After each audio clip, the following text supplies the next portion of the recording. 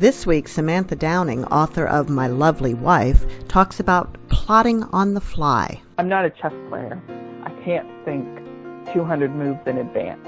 I'm just step by step. One idea leads to the next idea, leads to the next idea, and then I'll think, oh, I see, I can tie this into what happened before. The deeper I get into it, the more it starts to come together in my head.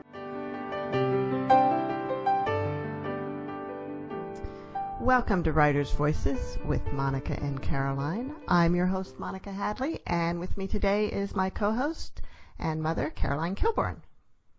And hello, everyone. It's a beautiful day here in Iowa. Glad for that. The rain seems to be gone away for a little while, so that's good. I hope everything's good wherever you are. That is... Yeah, we've been dealing with a lot of rain, and there's flooding in parts of Iowa. There was some flooding in my basement, which I'm not too happy about. And oh, no. Yeah. We have it. I'm in New Orleans. We're having a huge storm right now, so I'm hoping if the rain has, if it starts pouring in New Orleans, I think you'll be able to hear it because it's that loud. Wow. Yeah. So today we have a first-time published novelist, not a first-time writer, as we'll talk about soon, Samantha Downing. And the title of her book is My Lovely Wife.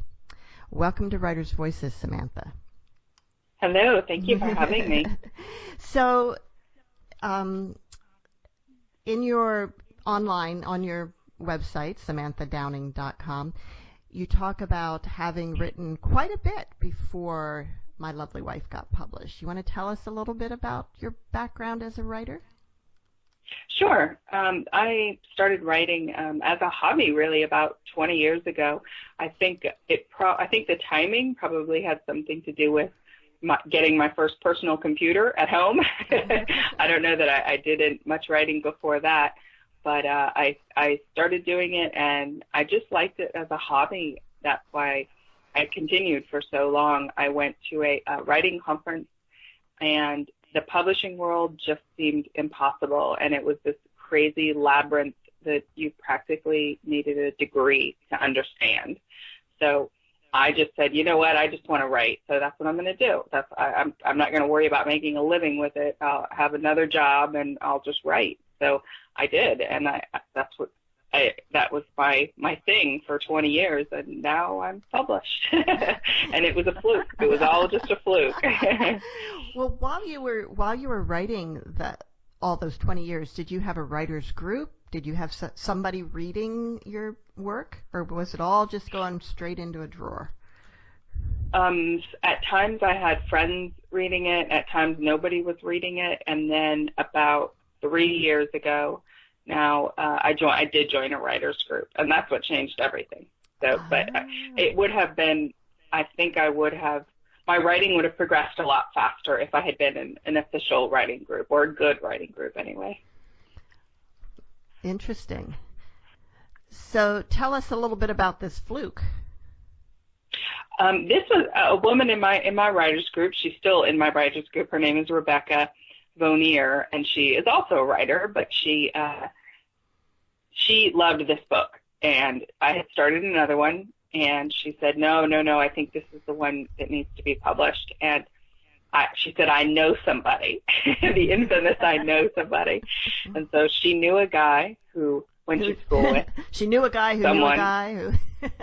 Exactly, who went to school with somebody who became an agent in New York, and she sent it. And I didn't send it to she sent it to him, and he sent it to his friend in New York, and the agent contacted me and said, this is not really my thing. I only really represent nonfiction, but I know somebody. Back again to the know somebody. I know somebody who would be interested, and he referred me to Barbara Poel, who is now my agent, and she sold the book in 48 hours. Wow. So it was the 20-year overnight success. So Samantha, why do you think this book is the one that grabbed the attention of people? I think a couple reasons. This one, it's a thriller first and foremost, which is one of the top genres in the country, I'm sure, if not the world. It's a very straightforward domestic thriller in terms of genre, and that genre is very, very popular and very in demand.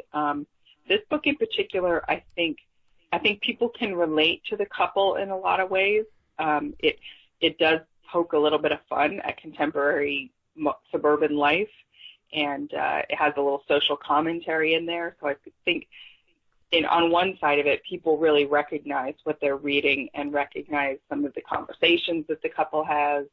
And that seems to be, from the feedback I get, this resonates with people. They understand at some level who Millicent is, and then they have this whole other dark side to them that people don't relate to.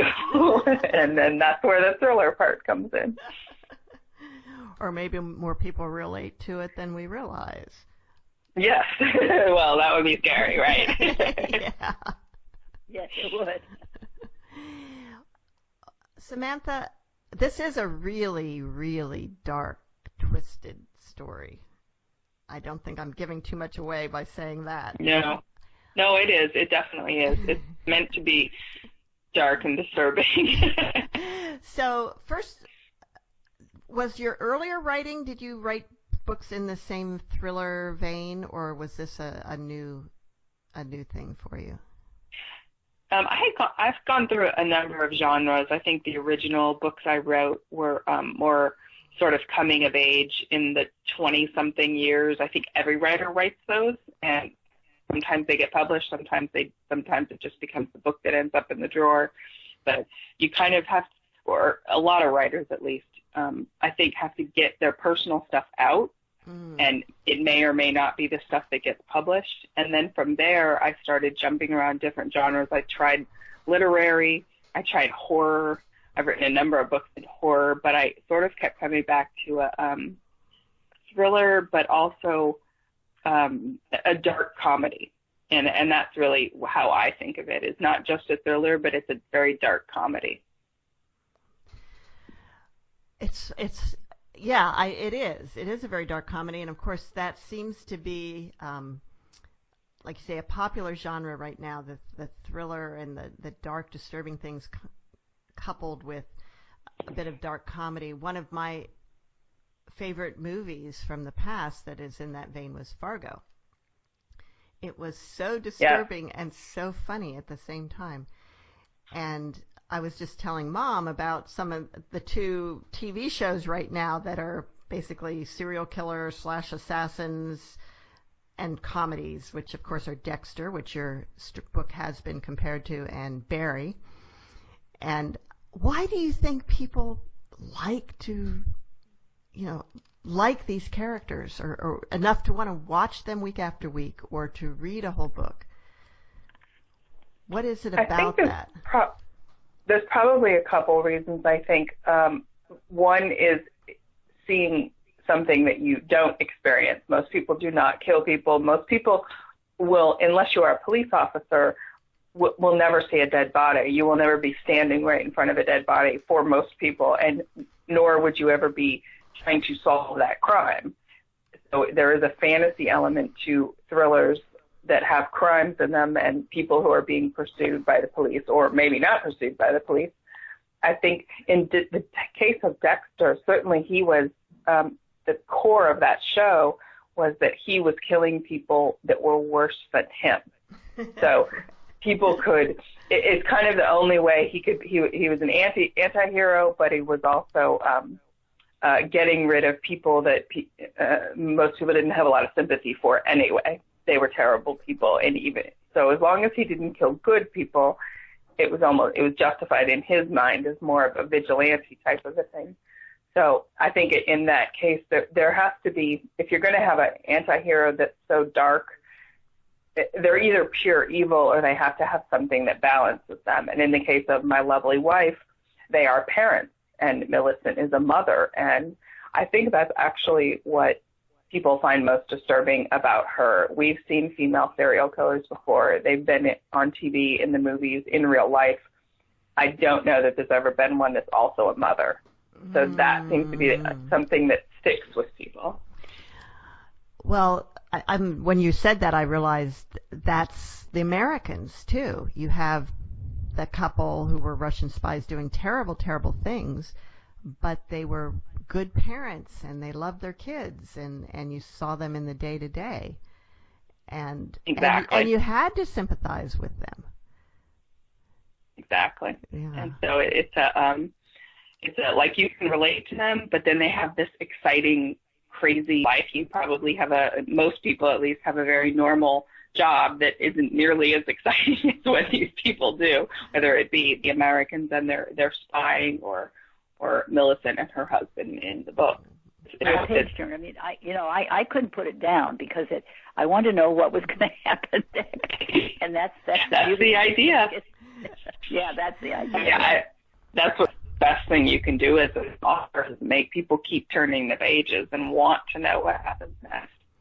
Okay, I was wondering if writing this, if you ever got depressed or anything, because it really is a page turner and everything, but there's some bad stuff in it.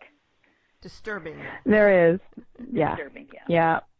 Yeah. And I think that when I'm writing, I sort of just shut down the emotions of it. So I can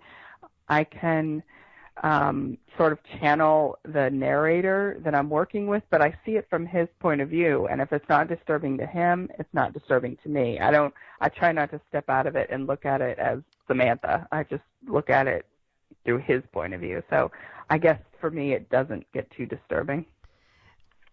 Do you like reading this type of book? The dark thriller? Definitely. It's definitely what I grew up reading. My whole family read thrillers. They were always all over the house. So it's been the genre that I'm most familiar with throughout time. And now, I mean, that's what kind of happens as a writer is I'm writing the things that I want to read. I bet you read Flowers in the Attic. Yes, I did. I remember that. My daughter read that whole series, and I used to think, why is she reading this stuff? But she loved it when she was like 13, 14, 15 years old. It was so, you don't even realize how dark it is you do, but you don't because it's just so creepy. You can't stop reading. That is something.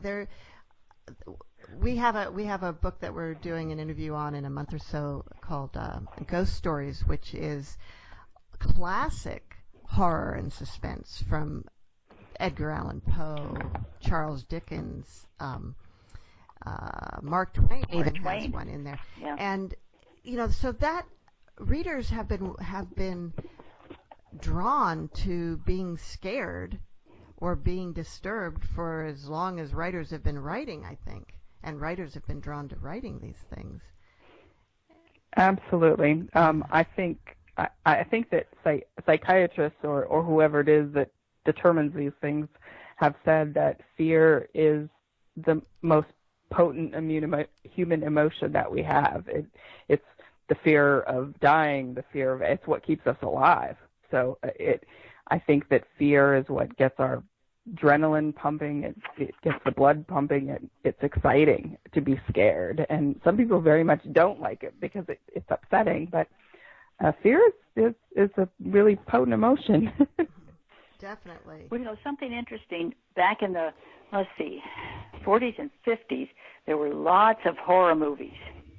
I mean, you got the Draculas and Frankenstein, the Wolfman, and all those. And my friends and I went to all of them. Frankenstein, and Mm-hmm. we really, that's what we and Creature from the Black Lagoon, and we just interviewed the author of the book about the designer of the lady from. It was actually designed by a woman. The creature. Yeah, and her name was Millicent. Oh my God, that is so funny. Yeah, Millicent Patrick was the designer of the Creature from the Black Lagoon, but she got completely written out of history until now. So. Oh my goodness, Yeah. I had no idea. And I know. I remember watching, even on TV, all the old Abbott and Costello movies, and there were so many funny ones from back then. Yeah, the Abbott and Costello and the Wolfman, and in fact, Millicent Patrick worked on some of those movies too. So that's all in this book, The Lady from the Black Lagoon. I have to read that. That whole history. Yeah. So, is it unusual? Do you think it's unusual, or do people think, well, for a woman to be writing this horrible stuff, there must be something wrong with her? Probably. But that's okay, Well, I know one time years ago I had written a fairly dark short story, and I gave it to a guy that I had just started dating to read, and it freaked him out. He's like, who is this person who would write this? It's good for them to be freaked out sometimes. Sometimes it is, and that was 20-some years ago, and we're still best of friends. So there you go. He wasn't too disturbed then. He wasn't too disturbed. That's true.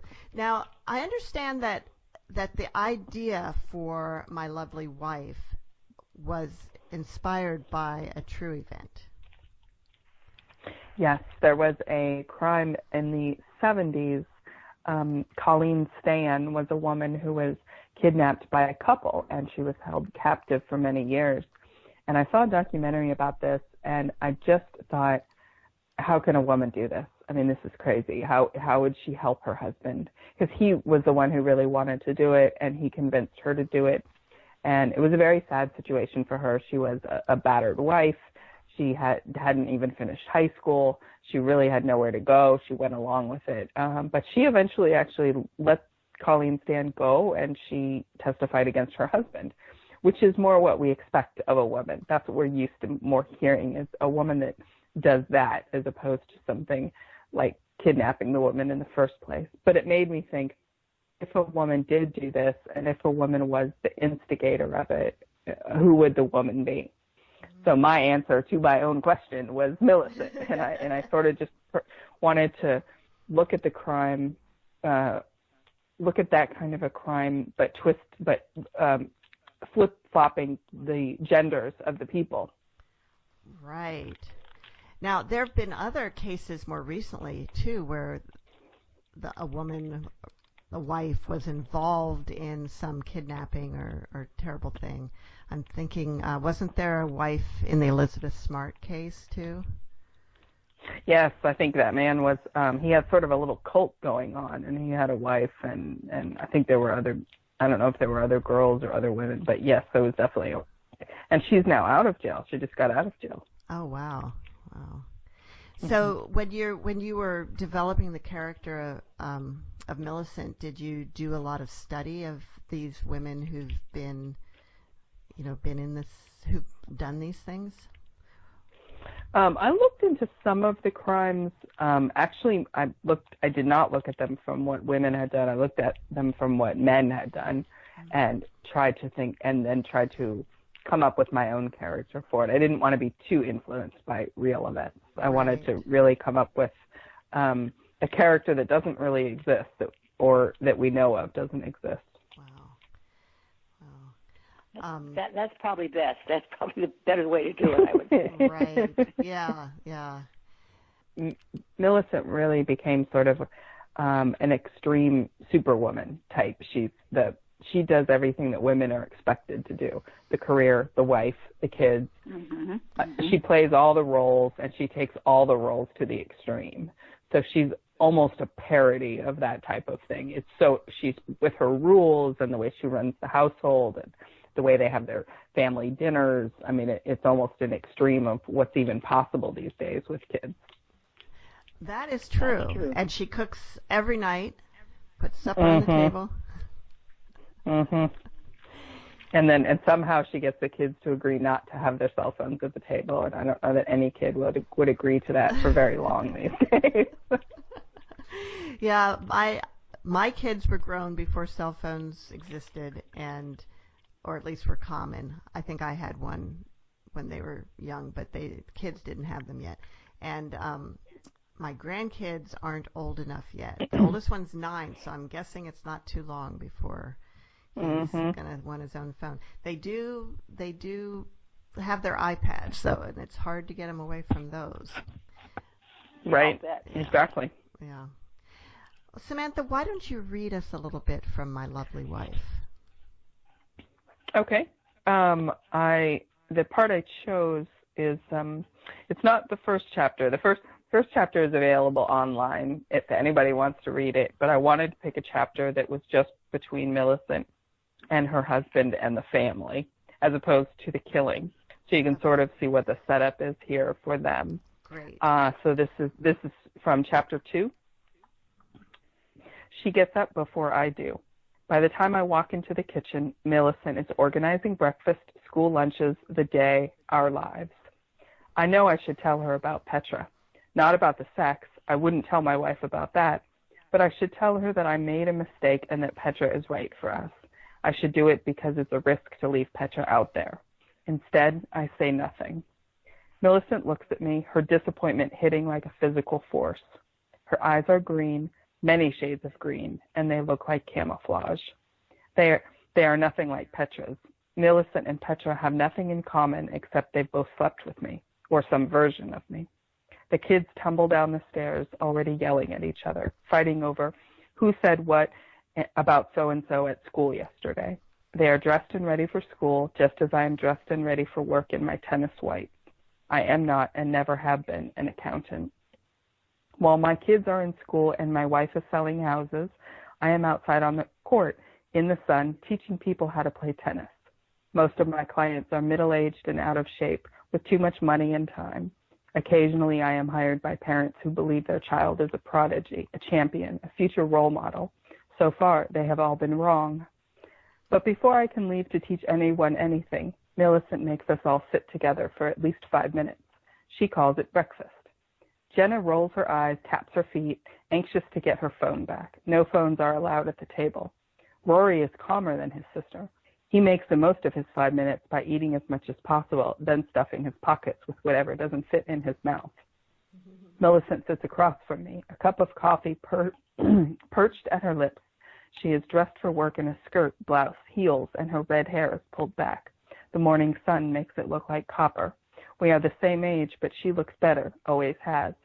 She is the woman I should not have been able to get.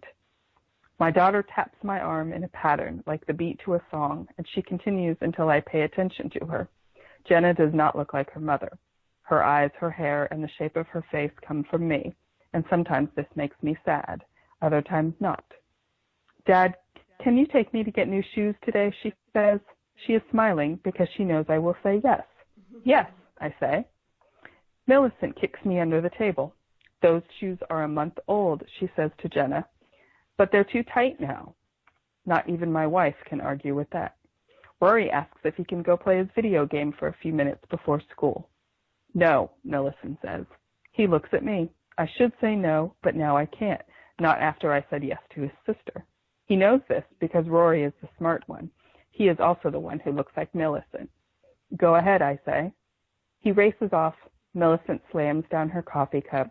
Jenna picks up her phone. We are done with breakfast.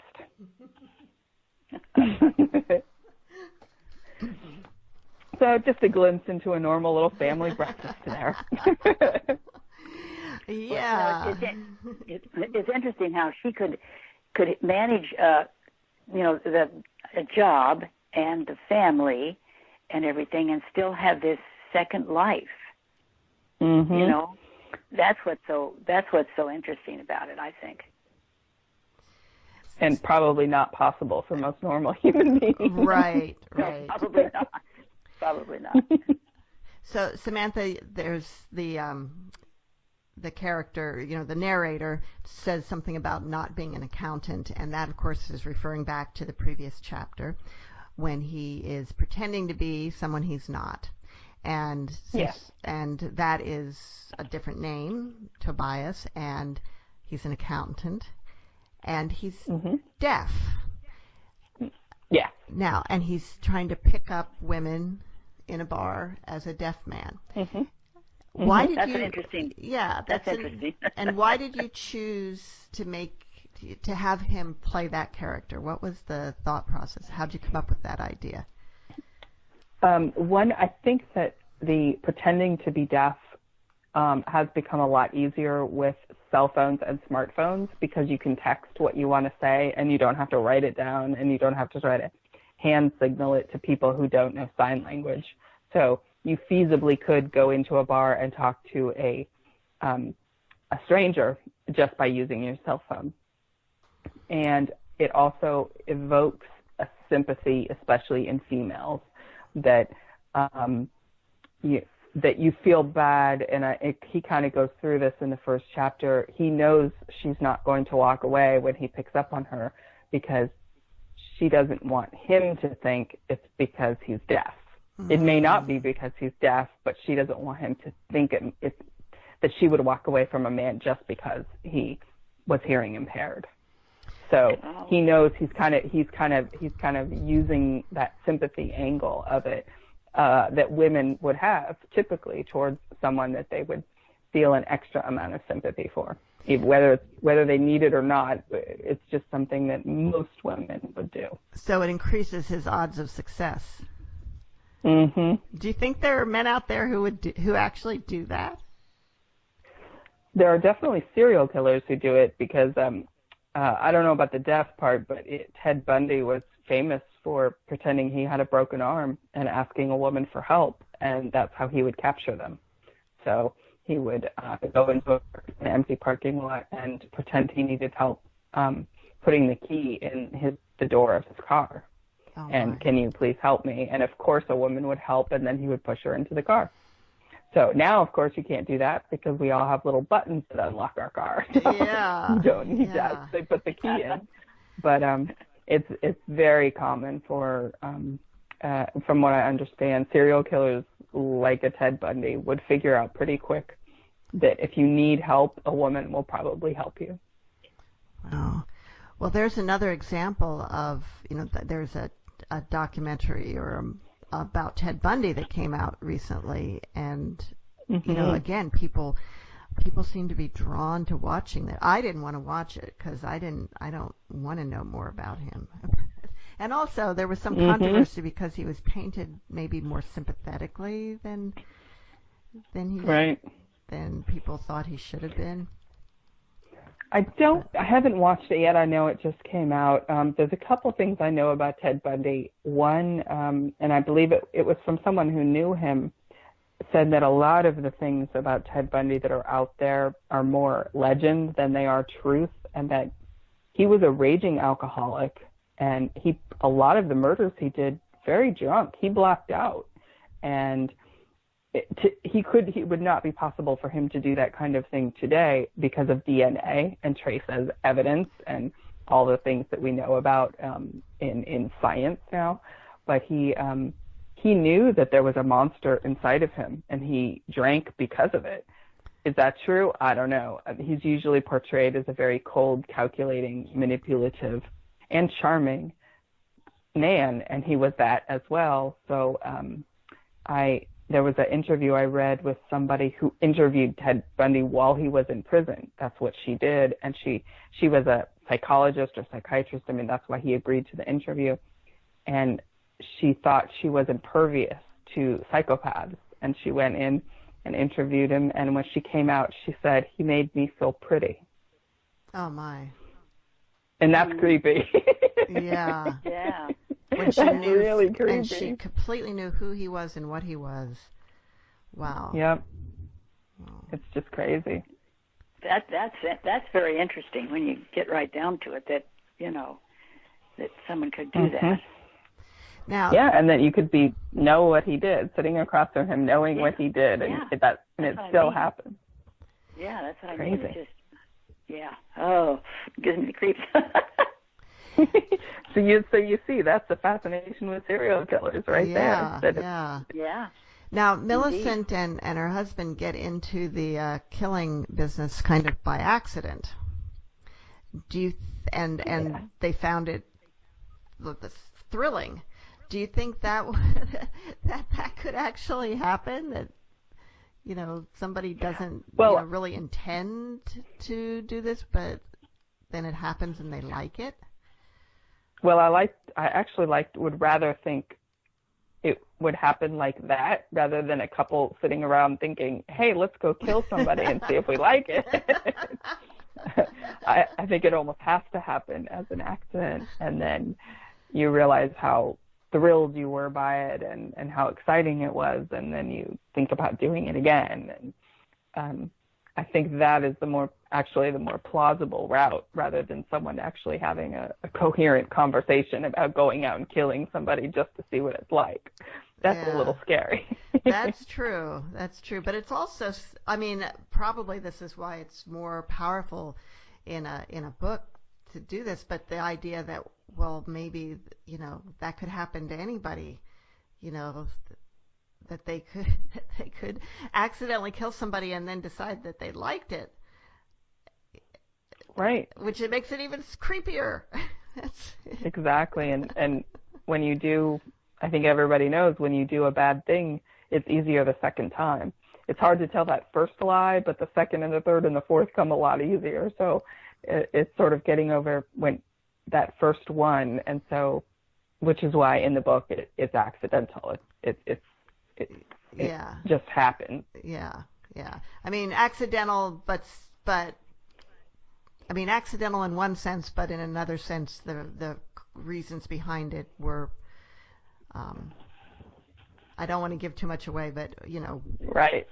one of the characters really had a lot to do with it occurring, and sure. I won't say which one. Yeah, sure, exactly. I'm curious as to how you decided to use the other serial killer coming back to the area, using that as a ploy. How'd you come up with that? Well, I was thinking. I actually was thinking about the old serial killers, the ones from the 70s, like a Ted Bundy or a John Wayne Gacy, and how they communicated so much with the police and with the press, almost like they wanted recognition. The Zodiac killer used to write letters to the newspaper. I think it was in San Francisco. And I was thinking about the things that nobody can do today because of science. So I wanted to sort of have them be able to blame it on someone, because when too many girls go missing, somebody starts asking questions. So they had to provide an answer for it so that nobody would ever look at them. So conveniently enough, this town used to have one of those old serial killers from 20 years ago or something who disappeared. Yeah. And so why not revive him? Right. Yeah. And they almost got away with it. So close. So close. You're listening to Writers' Voices with Monica and Caroline, and our guest today is Samantha Downing, author of My Lovely Wife. Let's talk a little bit more about the success that this book has had.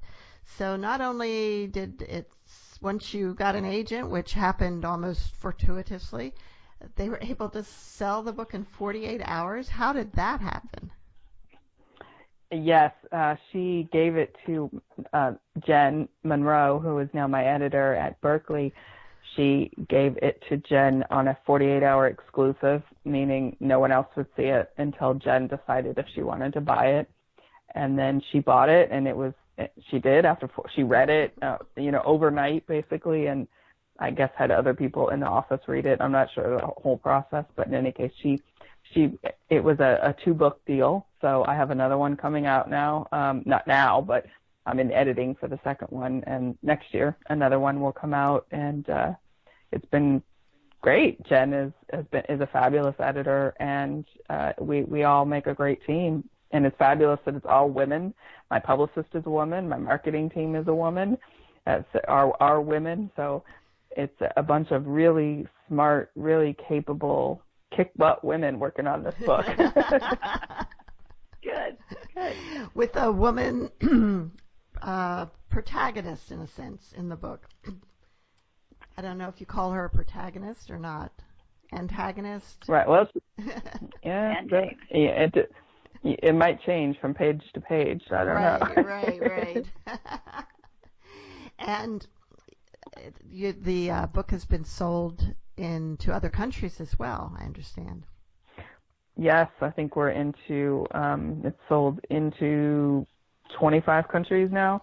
Wow. Oh my gosh. Yeah. Wow. And it is out in the UK. The hardcover actually just came out this past week, and it's out in ebook as well in the UK. And it was number one on Amazon in the UK. The first week it came out. That's the second week. I think it hit number one. Second week. That's I'm sorry. They do things a little differently. The ebook came out there first. Okay. So the ebook was number one. Wonderful. Wow. Yeah. This must. I mean, how does this all feel to you? Is it kind of surreal? It's totally surreal. It's bizarre, and my mom thinks it's completely bizarre, and she's like, I don't even know you. How did this even happen? Well, what does your mom think of the book? She actually loves the book because she reads thrillers. Everybody Really? in my family reads thrillers, so she loved it. And, so she wasn't disturbed by how disturbing this is and how. No, I guess we're just a disturbing family. Person. Yes. Well, it's interesting. It's interesting that not only in the United States are people interested in thrillers, but all over the world. If you sold to all these other countries. Yes. Yes. Yeah. Thrillers. Everybody loves a good. Yes. Everybody loves a good serial killer. Apparently. So you mentioned it's a 2-book deal, and how far along are you on the second book? It is written. I'm in the editing process now, so I've been working on edits, and it'll come out in 2020. I don't have a date, but it'll be sometime in the spring, from what I understand. And when did the book come out in My Lovely Wife? When did it come out in the U.S.? March 26th. Okay, so this is all very recent, and yeah. you've been getting an incredible amount of attention. Are you on book tour now? Yeah, I am. I do have a day job, so I've been there, gone for a day and then back and gone for a day. I will be actually this next week. I'm in Wisconsin for work, and I will be at the Sheboygan Falls Memorial Library in Sheboygan, Wisconsin. That's on Tuesday, and the following week, actually on Friday, the 17th of May, I am with Liv Constantine. They are amazing. They wrote The Last Mrs. Parrish, and their new book, The Last Time I Saw You, is coming out next week. I will be with them at Murder by the Book in Houston, Texas. And you live in New Orleans? Is that home? I live in New Orleans, yeah. Wow. Yeah. How long have you been there? And the week after... Oh, I have been here... Well, I'm from California, and I have been living here all of my adult life. I moved here after college. Wow. Okay, so go on the week after. Where are you going? Oh, the week after that, I'll be at up near Chicago at Anderson's in LaGrange on May 22nd. Wow. And can I ask you what your day job is? I actually work for a manufacturing company. So I work in administration, basically. I'm the corporate secretary, and I do some project management. Oh, cool. Cool. Well, I'm in manufacturing too, so we have that. Oh, great. Yeah. Yeah. So that's another thing that sometimes people don't expect women to be doing. Right. Yeah. Oh, absolutely. Yeah. That's definitely a male-dominated field. Right. Right. Have you met any of the big names in the thriller? Well, you said you're going to be with Liv Constantine, but any of the other big names in the thriller world? Only a few. Just recently, we had a literary festival here in New Orleans, and I was on a panel with Alifair Burke, who writes thrillers, and her father is James Lee Burke, and she's written, 20-something books or something. And then I was in Milwaukee, Wisconsin, and I was with Nick Petrie, who writes a great thriller series with sort of a Lee Child, Jack Reacher type of character. Oh, great. So for right now, just a few. We interviewed E.A. Amar a couple of weeks ago. I don't think it's been on the air yet, but he's on the board of a thriller organization. I'm trying to remember what it's called. Is that the ITW, International Thriller Writers of America, or something? Yeah, yes, okay. ITW. That's it. Yeah. Mm-hmm. So apparently this is like a real club you've joined here in thriller apparently.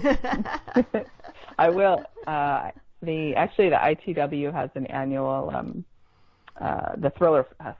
It's up in New York in July, and I do plan to go to that. I think all thriller writers go to that, so that'll be fun.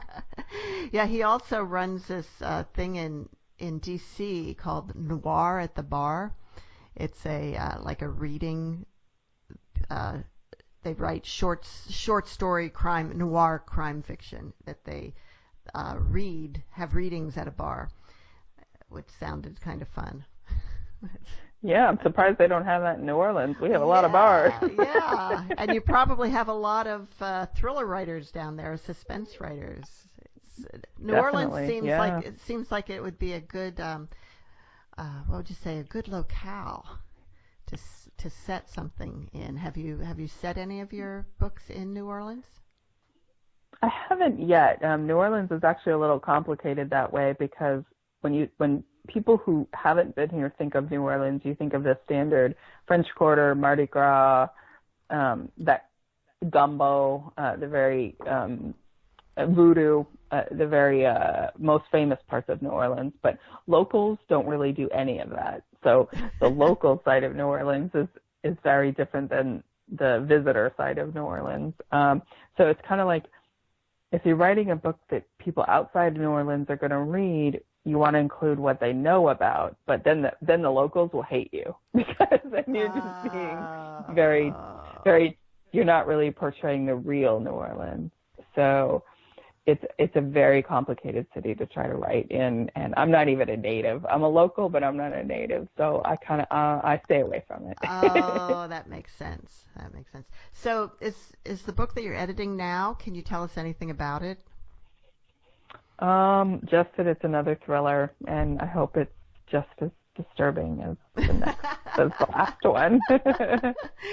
And are you going to continue writing in the thriller vein? Is that kind of where you found your home? Oh, yeah.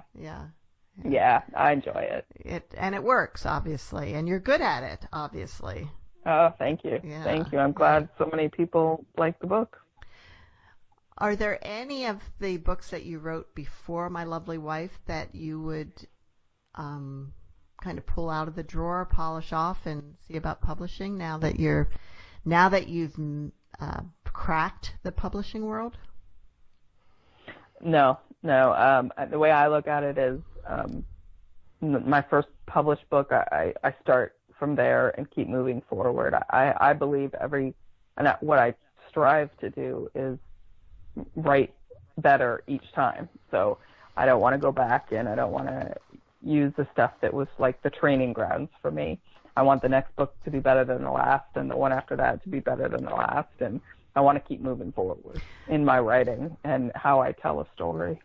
That's probably very wise because, John, I know that John Grisham, after he became famous, they went back and republished one of his first books that had been rejected, and it got published later. And I don't remember whether it was as good as the later ones or not, but I think maybe it wasn't, that it didn't didn't quite ring quite as true to people. But also, I'm reminded of the classic story about Ernest Hemingway and his wife, Hadley Hemingway, was bringing him all of his manuscripts on a train, and she left them in a suitcase under the seat of her train, got off to get a snack, or walked away to get a snack, I think went onto the platform, came back, and they were all gone. And of course, this was before the day of copy machines and computers or anything. And so for most of those manuscripts, it was the only copy that he had. And he was devastated by the loss of all this work, and it probably was the beginning of the end of their marriage. But some experts think that having lost all that work and having to start again with all of that experience and the skills that he had gained from writing made him so much a better writer, and really he might not have had the success that he ended up having if that had not happened. Interesting. Yeah. And then it may be true. Yeah. I would not have wanted to have to tell him that, though. I lost him. No kidding. No kidding. Wow. I mean, just when you think about that, I'm old enough to remember when getting a copy of something was not that easy to do. And when, if you wanted to submit something, you had to have it all printed out, and you went to make a copy at the copy store. You typed it up, and then you went to the copy shop to get a copy made. Or even before that, of course, you didn't even have that option. You had to hire somebody to retype it for you, usually, unless you had good typing skills and wanted to do it yourself. In some ways, it's so much easier to write now. And it is, and I to think submit. Yeah. Yes, I think there's a whole generation, multiple generations that are now can become self-published writers or traditionally published writers or whatever because of computers, and because you don't have to buy the paper, and you don't have to buy the ink ribbons, and you don't have to buy the little whiteout that you used to have to buy with typewriters. I mean, it's all right there on a. I can't imagine what it would be like to have to put it in paper by paper, by page by page by page, and then have it copied and then mail it off to a publisher. I mean, that alone probably discouraged all kinds of people. Absolutely. And of course, the downside of that is now there really are so many books out there that it can be very difficult for any one book to get attention, and to get lasting attention in particular. Mm-hmm. So the amount of attention that your book has received is kind of like winning the lottery. Yeah, it's pretty crazy. It's kind of, you feel kind of like it's not happening to you. Like you're kind of like, obviously this isn't my life. I'm just watching somebody else live it. I bet. And it's, does there come a point when you realize that this is real and it's going to continue, and hey, I can quit my day job? I know you probably don't want to say that. No, I mean, I'll let you know if that moment comes, but at some point, I hope it feels real. But right now, I'm okay. I'm just kind of riding the wave of this launch process, since it's all new to me, and you only get to go through it the first time once. So I'm just trying to do everything they tell me to do and go everywhere they tell me to go and do what I'm supposed to do, since I don't know the process. And what things about the process have surprised you? Well, what's interesting about the publishing world is how long it takes to publish a book. This book was first bought in the summer of 2017, and we're almost to the summer of 2019. So in a world where everything moves so fast, it's incredible how long it takes to get a book published and to go through the editing, the copy editing, they design the cover, they have to get the prints out and the galleys out, and I mean, it's a huge, long process, and I don't think it's gotten any shorter over the years. I think the process is the process, and that's just how it works. But I wasn't prepared for that, and it feels like there's a lot of times when nothing's happening, but all this stuff is happening behind the scenes, and you're just not in the publisher's office to see it. Now, do you have any input into the cover?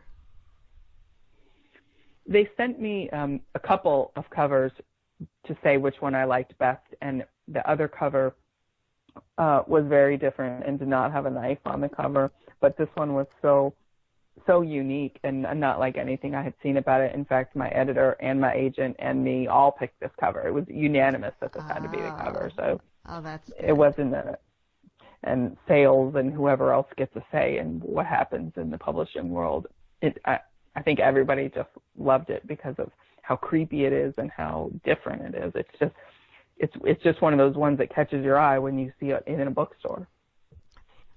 That is true. And one thing I've noticed, we get a lot of books, and we get both conventionally published, mainstream traditional publishers, indie publishers, and self-published books. And I can almost always tell right away if a book has been self-published by the look and the feel of the book, even if they had a professional cover designer. Which is a good first start. If you're going to self-publish a book, get a professional cover designer if you can possibly afford it, because can't judge a book by a cover, but we all do. And so that would be a piece of advice I would give. But the other thing is, and I just realized this recently, the color and the weight of the paper also is a tell. And if you don't want your book to look self-published, go out and look at the books and see what the weight and I don't, maybe with self-publishing, maybe the publishing on demand, maybe you can't get the paper that they use for print runs. That's, I don't know, but if you can, you should try to if you're going to self-publish. Often on traditionally published, you also see the raised lettering or the embossing or things that it's not always just a smooth cover. I know on this one for My Lovely Wife, the knife is foiled, so it actually is reflective when you move it. And so those kind of things are expensive and unique. Right, and probably very, very difficult to do on a self-published book. Did you ever consider self-publishing? No, I didn't. I knew that it would take self-publishing. To me is you have to either learn all of the other disciplines, the marketing, the social media, the publicity, the book design, the editing. You either have to hire everybody to do that or learn how, at the very least, have to learn how to promote yourself, because nobody else is going to do it for you, or hire a publicist. And again, it just went back to my love was just the writing. So it got to the point where that's what I didn't care if anybody else saw it. I wasn't doing it so other people could read it. I did it because it's like people that go home at night and play a musical instrument, or they cook, or they garden, and it's just their thing, and it's just what they love to do, and writing just happened to be mine. There's plenty of people that go home and play the guitar and know they're never going to be standing in a concert arena playing it for 1 million people. So it's just something they do because they love it. That is probably one of the things that has made you successful as a published author, is that you were writing for yourself. Yeah, it was never, it didn't matter if anybody else ever read it. Yeah, and you weren't trying to figure out what the market wanted and then write that. So now it might be dangerous now that you are a published author to fall into that, to say, okay, well, here, this book is really popular and maybe I should write something like that. But do you have trouble coming up with new plot and character ideas? No, I actually just start with a character idea in my head, and I write the first chapter, and I don't plot, I don't outline, I don't know what the end is going to be. I've tried to do that before, and the books, they come out, especially for a thriller, it comes out very telegraphed and very predictable, because as I write it, I already know what's going to happen, so somehow that gets into my writing. When I'm writing and I don't know what's going to happen next, and I write it chapter by chapter, idea by idea, it comes out much better. So in my eyes and in my editor's eyes, there's just something not right about it. And I guess because that's the way I've always done it, to do it by outline now is like retraining myself. And it's just better if I don't know what's going to happen. So you really didn't know. I mean, My lovely wife has a really interesting twist in it. Did you really not know that that was going to be the case? No, I didn't. I Oh didn't. my gosh. No. That's even more impressive. I mean, the book does go through revisions, of course, to make sure all the plot points are, in sync with each other and that nothing is left dangling. But no, for me, I'm not a chess player. I can't think 200 moves in advance.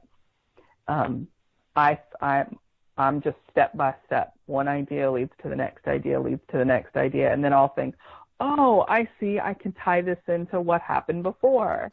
And then it starts the deeper I get into it, the more it starts to come together in my head.